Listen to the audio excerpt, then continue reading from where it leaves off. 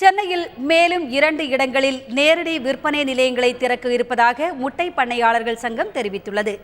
சென்னையை அடுத்த தாம்பரத்தில் நாமக்கல் முட்டை உற்பத்தியாளர்கள் சார்பாக கடந்த மாதம் நேரடி முட்டை விற்பனை நிலையம் துவக்கப்பட்டது.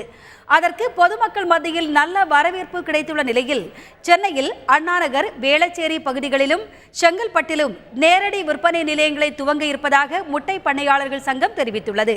சென்னையில் நேரடி விற்பனை மூலமாக தினமும் 1 லட்சம் முட்டை வரை விற்பனை செய்யப்பட்டு வருகின்ற நிலையில் அடுத்த 3 மாதங்களில் அதனை 20 லட்சமாக அதிகரிக்க இலக்கு நிர்ணயிக்கப்பட்டுள்ளதாக முட்டை பண்ணையாளர்கள் சங்கம் கூறியுள்ளது. எங்களுடைய இலக்கு ஒரு 3 மாதத்துக்குள்ளார டெய்லியும் 20 லட்சம் முட்டை நாங்கள் சென்னையில் விற்கிறதா முடிவு பண்ணியிருக்கிறோம்.